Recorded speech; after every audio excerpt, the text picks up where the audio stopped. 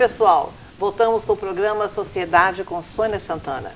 Seja forte para que ninguém te vença. Seja nobre para que ninguém te humilhe. Seja humilde para que ninguém te ofenda. E faça sempre o melhor em tudo o que se propuser a fazer, sempre com muita dignidade, para que ninguém te esqueça. Hoje eu estou aqui com o Dr. Tomás de Oliveira Protti, que é médico urologista. Ele é professor também do curso de Medicina da UFV, é membro titular da Sociedade Brasileira de Urologia, especialista em cirurgia urológica minimamente invasiva, feita pelo Hospital Sírio-Libanês. Né, doutor? Tudo bem? Tudo bem, Soninha. Prazer recebê-lo aqui. Obrigado pelo convite. Nós aqui agradecemos a sua presença. Obrigado. Doutor, o que faz um médico urologista? Soninha, o urologista é um médico, é um cirurgião. Para ser urologista ele teve que fazer uma residência de cirurgia também. E é um médico que trata das doenças do sistema urológico, do sistema gênito-urinário do homem e do sistema urinário da mulher. Então o urologista é um médico tanto de homens quanto de mulheres, né? Trata tanto dos órgãos genitais masculinos e também de todo o sistema urinário masculino e do sistema urinário feminino também. Muita gente acha que o urologista é médico exclusivamente de homem, né? Mas não, trata de todo o sistema urinário da mulher também. O urologista, especificamente falando, ele trata também de cálculo renal? Isso, o urologista trata tanto das doenças malignas e benignas do rim, dos ureteres, da bexiga, isso tanto do homem quanto da mulher. Das doenças benignas do rim estão incluídos os cálculos renais, né? Os cálculos ureterais, de todo o sistema urinário, e também dos cânceres de próstata, câncer de rim, câncer de ureter, o câncer de próstata no homem, claro, né? E o rim, o ureter na mulher e no homem. Também tem a parte clínica da urologia, né? A gente mexe com pacientes com disfunção erétil, a gente trata de pacientes com disfunção erétil, mulheres com incontinência urinária, né? Tanto do ponto de vista cirúrgico quanto do ponto de vista clínico também do tratamento, é o urologista que faz. Então é um médico clínico e cirúrgico do homem e da mulher. Doutor Tomás, você também é especialista em cirurgia minimamente invasiva. Isso. Do que se trata isso? Cirurgia minimamente invasiva, Soninha, são técnicas cirúrgicas, como o próprio nome diz, né, são minimamente invasivas. A gente tenta usar incisões menores para tratar algumas doenças que antigamente eram tratadas com cortes grandes, incisões maiores, de forma mais agressiva. Então a gente usa pequenos cortes, né? A cirurgia minimamente invasiva consiste na cirurgia endurológica, a gente faz por dentro do canal sem corte nenhum, ou as cirurgias laparoscópicas com pequenos cortes, ou as cirurgias robóticas.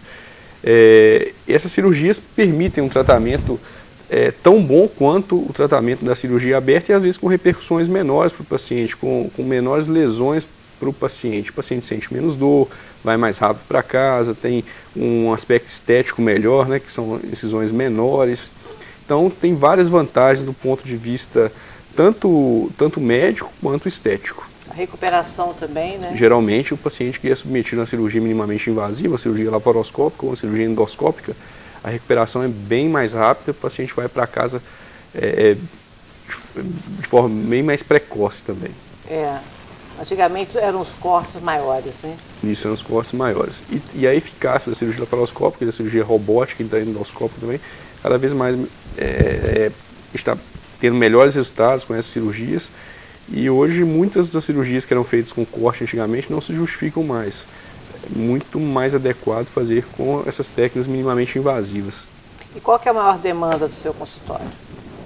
O consultório é um consultório de urologia geral, né? Apesar de ser especialista em cirurgia minimamente invasiva, tem pacientes de urologia geral, então chegam mulheres com incontinência urinária, com infecção urinária de repetição, os cálculos, talvez a principal demanda... O cálculo renal deve ser maior, né? Porque...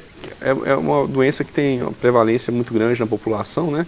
Então chegam vários pacientes com cálculos para serem tratados, homens também para fazerem rastreamento de câncer de próstata, com câncer de próstata já diagnosticado para o tratamento do câncer de próstata.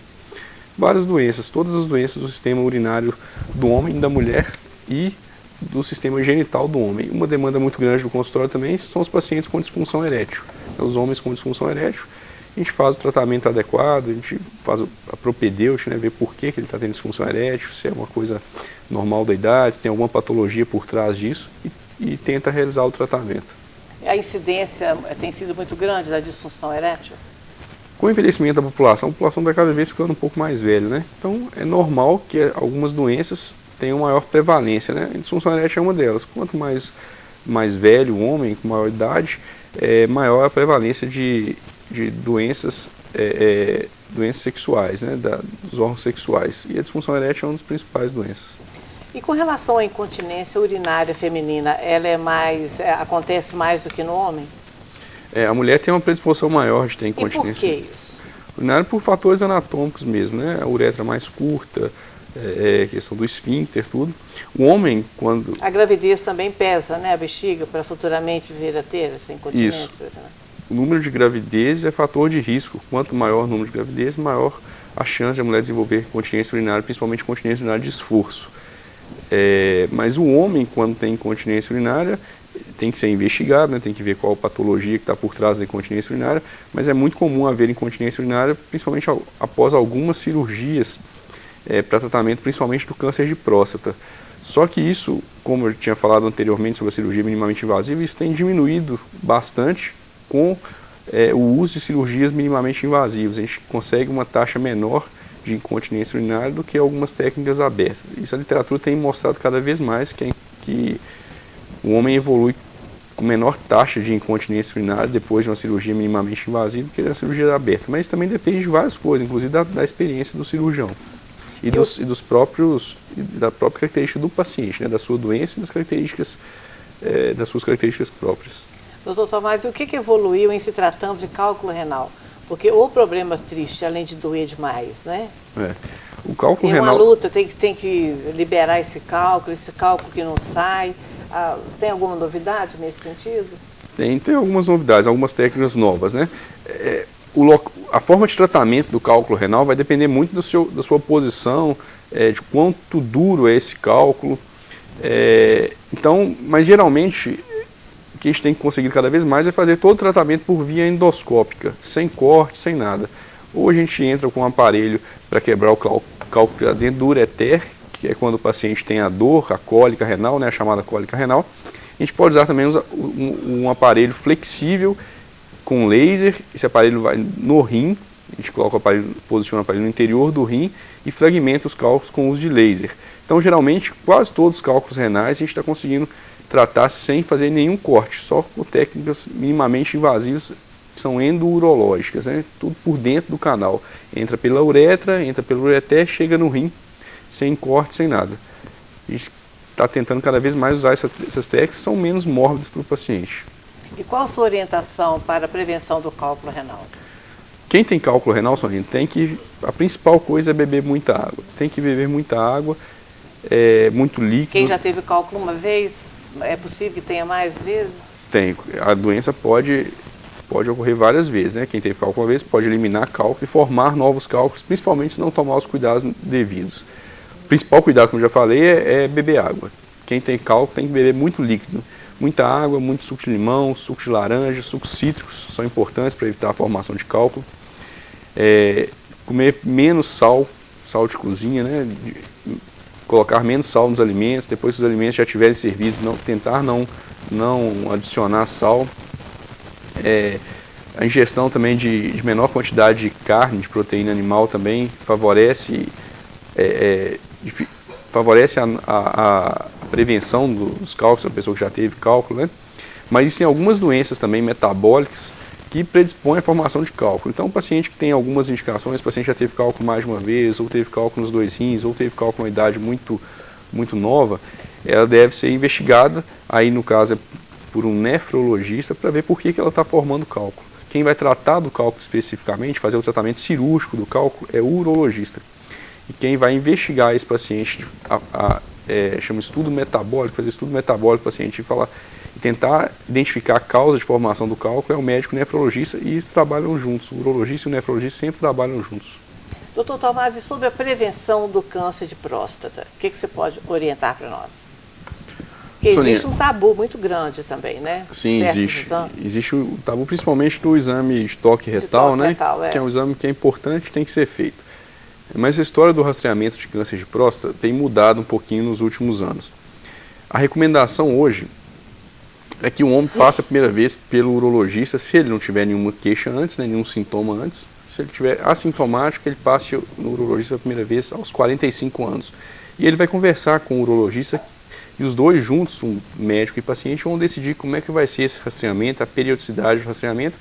E uma das coisas que vão nortear essa decisão vai ser os fatores de risco do paciente. Se o paciente tem fator de risco, principalmente história familiar de câncer de próstata ou câncer de mama, ele deve ser rastreado mais precocemente. Se o paciente não tem história familiar de câncer de próstata nem câncer de mama, o rastreamento pode começar aos 50 anos. Caso ele tenha essa história familiar, o rastreamento começa aos 45 anos. É importante não todo homem passar no urologista, que ele que vai falar, ele vai dizer para o paciente, ó, é importante você já começar a fazer seu rastreamento de câncer de próstata ou não, você pode fazer o rastreamento daqui a 5 anos com 50 anos. O importante é não ter preconceito em relação aos exames, né? O exame não é doloroso, principalmente o toque retal, né, que são 2 exames, toque retal e PSA. O toque retal é um exame que não é doloroso, não altera a masculinidade de ninguém. Então esse tabu em relação ao toque retal, isso tem que acabar e está cada vez diminuindo mais. Os homens estão ficando mais conscientes, estão passando mais pelo urologista. Que detectar precocemente o câncer de próstata em algumas situações é muito importante. Isso melhora muito a qualidade de vida do paciente posteriormente. Doutor Tomás, a sua mensagem aos nossos telespectadores? O que eu queria falar mesmo era isso. O urologista não é um médico exclusivamente do homem, ele é médico de mulher também. E as mulheres às vezes não sabem disso, não passam pelo urologista, às vezes tem um problema, tem um cálculo renal, tem infecção urinária de repetição, e muitas vezes não sabe o médico que procurar. O urologista então é médico de mulher também. Mas a maioria das doenças, claro, como ele trata do sistema genital do homem também, quem faz isso em relação à mulher é o ginecologista, então a maioria dos pacientes que passam pelo consultório são homens. Mas também as mulheres têm que procurar o urologista quando elas têm alguma queixa urológica. Principalmente cálculo renal, infecção urinária, incontinência urinária, são doenças tratadas pelo urologista. Doutor Tomás, mais uma vez, muito obrigada pela sua atenção ao nosso convite. Eu que agradeço, Aninha, pelo convite. E a você, telespectador, aguenta as pontas, que já já a gente volta.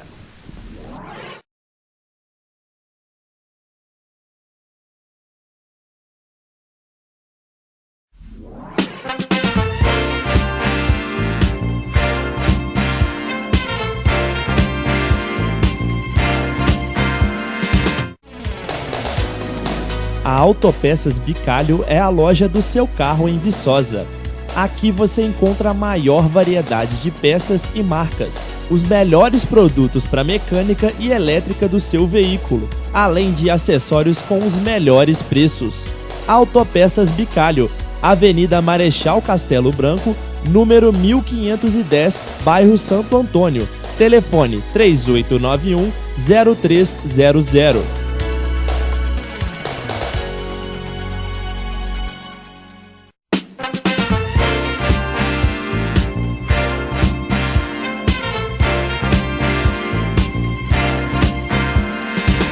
E agora a nossa conversa é com Sérgio Pinheiro, diretor administrativo do Hospital São João Batista. Tudo bem, Sérgio? Tudo bem, Soninha. Uma satisfação estar com você aqui nesse momento, nesse novo formato seu. Prazer é todo meu em recebê-lo. Agradeço-lhe pela atenção e o seu sempre respeito ao nosso trabalho. Assim como seu pai sempre fez, assim é você. Fico muito feliz com isso.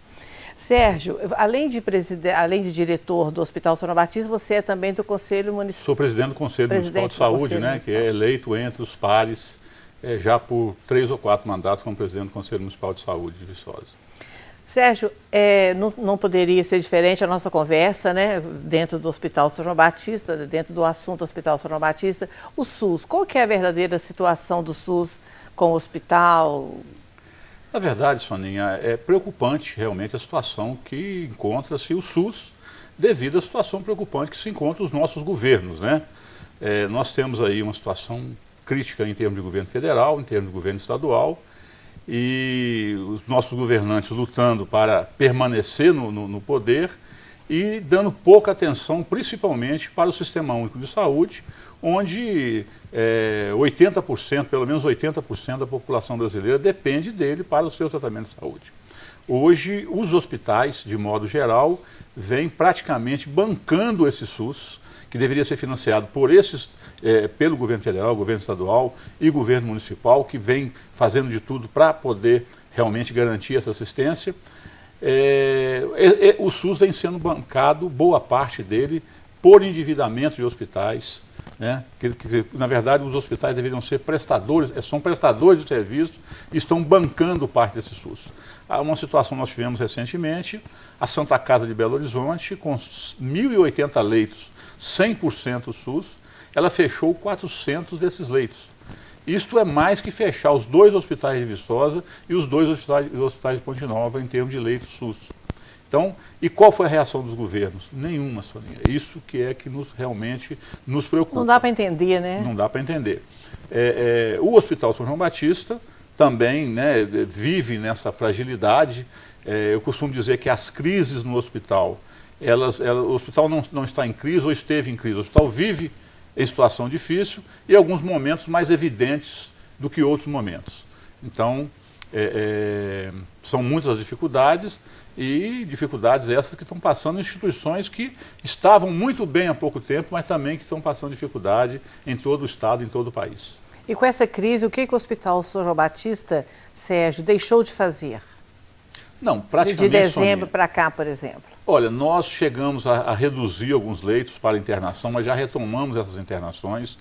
Nós enfrentamos, né, espero que agora esteja resolvida essa situação, nós enfrentamos algumas dificuldades para manter o plantão de pronto atendimento, por até dificuldade de encontrar profissionais para fazer esse plantão de pronto atendimento. Eu espero que essa seja uma página virada, que isso já esteja normalizado. Nós estamos com a escala completa para os próximos meses, mas são coisas que podem vir, tá funcionando bem hoje, amanhã a coisa complicar e enfrentar outras dificuldades. O pagamento dos funcionários, por exemplo? Nós estamos com problema com o pagamento de funcionário, tem tido atraso de pagamento de funcionário. Alguns fornecedores, né, fornecedores e alguns prestadores também, como médicos, e isso vem assim dificultando, mas o que a gente ainda fica feliz é porque as pessoas são muito envolvidas, tá certo? Então, assim, aquelas pessoas que são envolvidas se dedicam, independente, com todas as dificuldades, está cuidando bem dos pacientes. Nós estamos lá com o CTI funcionando, o bloco cirúrgico funcionando. Voltou a funcionar? O CTI não parou de funcionar, né? Ele não teve, houve uma discussão, uma negociação em cima do CTI, mas antes que ele viesse a ser desativado, a coisa foi, nós conseguimos resolver. E o CTI está funcionando normalmente com capacidade total, 100% de ocupação, tá certo? Então, o hospital está funcionando com dificuldade, mas vem funcionando. A hemodiálise, são mais de 140 pessoas que dependem daquele serviço ali para garantir, para sobreviver. Então, assim, a coisa precisa ser bem olhada, bem cuidada, e nós esperamos aí que num espaço curto de tempo haja uma reação dos governos no sentido de melhorar as condições dos hospitais, não só do São João Batista, como de todos os hospitais. Porque você me falou que o governo estadual também tem uma dívida muito grande com o hospital. Na realidade é o seguinte, existe possibilidade de receber esse dinheiro? Como é que existem ações até judiciais nesse sentido, né? As entidades representativas dos hospitais estão brigando com o Estado nesse sentido. As dificuldades maiores dos hospitais hoje, né, é que o SUS, a grande parte dos valores do SUS estão congelados há mais de 13, 14 anos. A exemplo é o seguinte, uma consulta de pronto atendimento, ela é remunerada a R$ 2,28. É um valor que não paga a burocracia, a papelada que você tem que fazer para cobrar esse valor. Tudo bem que vem outros incentivos para o hospital do próprio município. O município contribui, o município de Viçosa é o único município que contribui com recurso próprio para os hospitais. Os municípios vizinhos, simplesmente a cota que vem do Ministério da Saúde, eles não contribuem com os hospitais, diferente de Ponte Nova, por exemplo, onde os municípios da região de saúde de Ponte Nova contribuem para os hospitais, para o Hospital Arnaldo Gavaz especificamente, com mais de R$ 80 por paciente atendido nesse hospital. Então, mas teve uma tentativa de vocês nesse sentido aqui na região, ela não funcionou, não deu certo? Em 2013, nós tivemos uma deliberação dos prefeitos nesse sentido, mas na época o consórcio intermunicipal de saúde queria intermediar esse repasse de recursos, ele não deu suporte. Isso foi demandado agora ao prefeito de Viçosa, que é o atual presidente do Consórcio Intermunicipal de Saúde, e isso está sendo levado em assembleia dos prefeitos que compõem o consórcio. Então tá? existe a possibilidade de acontecer. De haver alguma importância nisso. Voltando àquela questão que você disse, a questão da dívida do Estado. O Estado de Minas Gerais tem uma dívida com o município de Viçosa de mais de 5 milhões de reais. Só como o Hospital São João Batista dá mais de 1 milhão de reais. Isso dívida reconhecida. Não é dívida que o município, que os hospitais estão cobrando, não. É dívida que já foi feita resolução. Mas o que, já por foi exemplo? publicada. Ele deixou de pagar, não pagou? Por exemplo, o extrapolamento de teto, existe uma cota para hemodiálise, tá certo? E as pessoas que precisam de hemodiálise, nós não podemos falar assim, olha, você já atingimos a cota e você não vai poder fazer porque ultrapassou a cota. Nós temos que, né, garantir a sobrevivência dessa pessoa. Então é feito. Então, mesmo sem cota, a pessoa faz hemodiálise. Exatamente, é feito o atendimento e isso depois é feita a cobrança, o Estado reconhece essa dívida. Ele publica uma resolução, né, no Diário Oficial do Estado de Minas Gerais, colocando que ele deve esse valor. Então aí tem extrapolamento de teto de CTI, que é outra situação também. Nós temos 9 leitos de CTI, desses 9, 6 são do SUS. E 3 seriam de convênio particulares. Aí você tem um leito vago. Chega um paciente do SUS, já tem os 6 lá internados. Você vai internar o paciente do SUS. Você não vai deixar de internar o paciente do SUS. Claro. Você não vai deixar o paciente morrer por falta de assistência. Aí, então, CTI, extrapolamento de teto de CTI, de hemodiálise de CTI, um programa que foi criado pelo Estado em 2003, 2004, chamado PROOSP, que repassa um recurso de fortalecimento, de ajuda para os hospitais. Também um recurso que deveria ter repassado em dezembro do ano passado, não repassou, no montante nosso, mais de 400 mil reais, só desse recurso. Então é muito triste, Soninha, você com recurso a receber, tá certo? E está devendo às pessoas. Então é muito complicado. E existe essa possibilidade de pagar? Existe essa possibilidade, não existe essa obrigação de pagar. Mas depois, né? Então assim, nós de repente estamos fala que não vai pagar tomando todas as medidas. Recentemente nós participamos de uma audiência pública na Assembleia Legislativa, onde estavam lá presentes, né, representando a Santa Casa de Belo Horizonte, Santa Casa de Montes Claros, hospitais que estão todos passando por essas dificuldades. Então, nós aqui no São João Batista, especificamente, nós iniciamos uma campanha de doação, para que a população pudesse doar para o hospital. Eu acho que tem muita gente doando até para instituições de fora de Viçosa, então por que não doar para o Hospital São João Batista? As pessoas, né, até aproveitando a oportunidade, as pessoas que quiserem doar, acesse o nosso site, que é o www.hsjb, são as iniciais de Hospital São João Batista, vicosa.com.br. Lá você vai ver as formas de doação, seja na conta de água, seja pelo cartão de crédito, seja depósito bancário. Tem algumas formas bem interessantes de se fazer essa doação. E as pessoas já iniciaram essa... Olha, Soninha, nós estamos recebendo algumas contribuições, mas eu confesso que muito aquém daquilo que nós esperávamos. Não esperávamos resolver a situação financeira do hospital com essas doações. Mas é pouco dentro da expectativa. Exatamente. Bom, se você repete, por favor, aí o site, para ver se o pessoal www.hsjbvicosa.com.br. Sérgio, antes da sua mensagem aos nossos telespectadores, nós vamos fazer algumas perguntas para você, perguntas rápidas. Qual que é a classificação de Deus na sua vida? Soninha, eu diria que eu tenho sido meio falho nessa questão de Deus. Eu acho que eu sigo os seus segmentos, né? Mas eu tenho sido falho de presença realmente, de participação mais em termos de religião. Eu fico meio afastado. O que é o amor? Olha, é um sentimento nobre, né, que você pode ter de de uma pessoa que você quer viver com ela pro resto da vida, pode ser o amor que você tem pelos seus filhos, pelos seus pais, pelas pessoas, o carinho que você tem pelas pessoas. O que vem primeiro, família ou trabalho?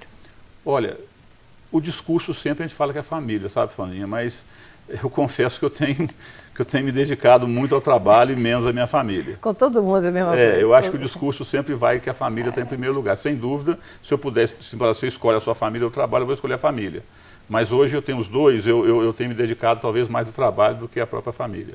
Sérgio, o que é fonte de inspiração na sua vida? Eu acho que a vontade de fazer as coisas, de resolver as coisas. Eu desempenhei diversas funções, né, no município, hoje no hospital, então eu tenho essa vontade, esse espírito de querer resolver as coisas, né? Nem sempre, às vezes, conseguimos, mas a vontade de resolver é grande. E você tem um sonho? Olha, eu queria ver o nosso país diferente um pouco, Soninha. Eu acho que nós estamos passando um momento muito difícil e já passamos por outros momentos, nós achamos que a coisa podia melhorar, mas que as pessoas, eu não vou falar que os políticos não, que os políticos todos são colocados lá por nós, tá certo? Então eu acho que o Brasil nós precisarmos de tomarmos um outro caminho, e não na eleição, eu acho que no dia a dia, na conduta que nós temos no dia a dia, do respeito, respeitar o que é dos outros, né, ser honesto com tudo, financeiramente, de forma sentimental também, em todos os sentidos. O que nunca lembrar, Sérgio? Eu acho que as lembranças, eu não sei se não tem uma coisa que a gente não deveria nunca lembrar, porque até os erros é bom que a gente lembre para não cometê-los novamente, né? Então eu não teria no momento nada que eu acho que não deveria ser lembrado. Saudade? A saudade da família, das pessoas que se foram, e sempre também a saudade, né, uma palavra bem restrita talvez na nossa língua, que você pode recordar bem daquelas pessoas que representaram a sua vida, fizeram parte da sua vida. Lembranças para? Lembranças, em que sentido? Abraço para quem que você manda? Não, aí eu gostaria de cumprimentar todos, né, familiares, aquelas pessoas que torcem pela gente, que têm contribuído, que foram importantes para que chegássemos até onde nós estamos aqui hoje, não com patrimônio, com essas coisas, mas eu acho que como patrimônio moral importante, não patrimônio financeiro, mas um patrimônio moral importante. A sua mensagem aos nossos telespectadores. Bom, eu queria agradecer você, Soninha, por essa oportunidade e gostaria de deixar claro que, já que nós estamos falando de hospital, aqueles que puderem, né, reforçando aqui, puderem contribuir com o hospital e que, de certa forma, compreendam também que os hospitais, eles são vítimas da situação. Nós não gostaríamos de estar nessa situação que estamos, mas somos vítimas do que tem sido colocado aí, do descaso, do que vem acontecendo em todo o país. Muito obrigada, Sérgio. Tudo de bom. E o nosso programa está ficando por aqui.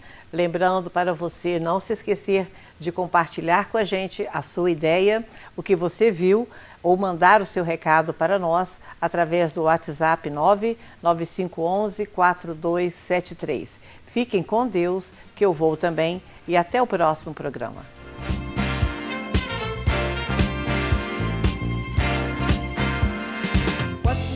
Sharing this one and only life, ending up just